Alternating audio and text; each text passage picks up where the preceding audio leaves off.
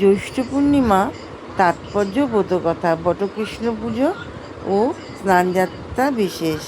কেন এই দিনটি গুরুত্বপূর্ণ জানুন সম্পূর্ণ কাহিনী। স্বামীর দীর্ঘায়ু ও দাম্পত্য সুখের জন্য এই দিন বট সাবিত্রী ব্রত পালন করেন। এছাড়া পারিবারিক শান্তি সুখ এইসব বজায় রাখতেও অনেকে বিষ্ণু ও লক্ষ্মী দেবী পুজো করেন এবং সত্যনারায়ণের ব্রতকথা পাঠ করে থাকেন।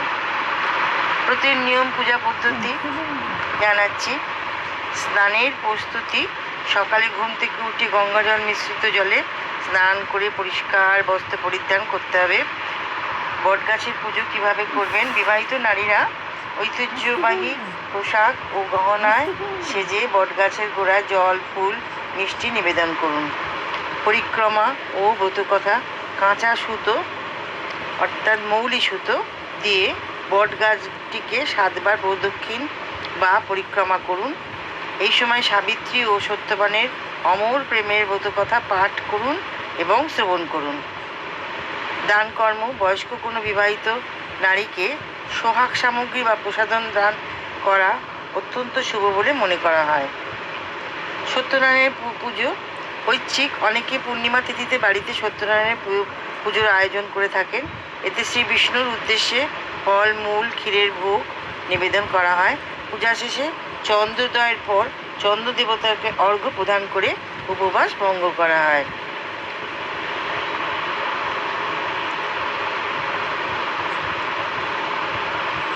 এবার জানাচ্ছি ব্রতকথা।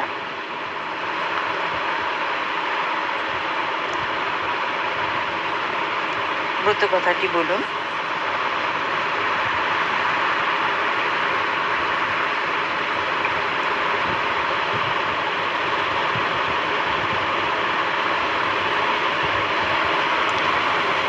বট সাবিত্রী ব্রতের মূল ব্রতকথাটি হল পতিব্রতা সাবিত্রী ও সত্যবানের অমর প্রেম কাহিনী উপাখ্যান, যা মহাভারতে বর্ণিত আছে।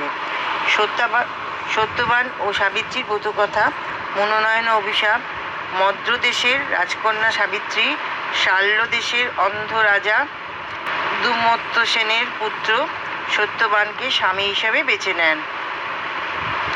তবে দেবর্ষি নারদ সাবিত্রীকে সতর্ক করেন যে বিয়ের ঠিক 1 বছর পর সত্যবানের মৃত্যু নিশ্চিত। দৃঢ় সংকল্প: নারদের কথা জানা সত্ত্বেও সাবিত্রী নিজের সিদ্ধান্তে অটল থাকেন এবং সত্যবানকেই বিয়ে করেন বলে তপবনের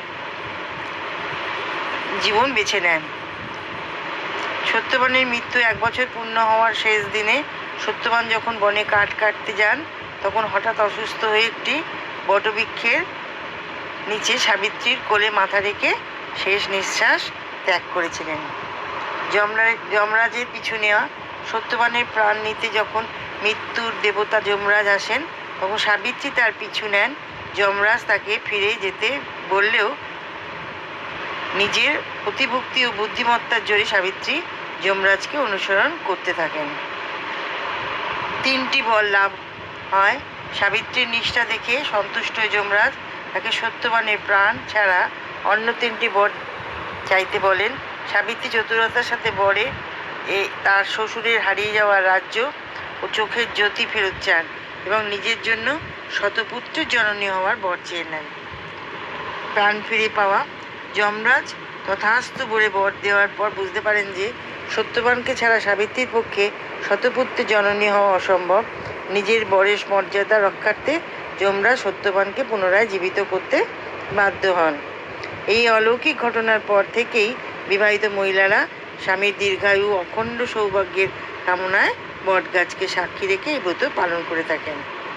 যদি একটু ভালো লাগে তাহলে কমেন্টস তো অবশ্যই করবেন। আবার নতুন কোনো ভিডিওতে দেখা হবে।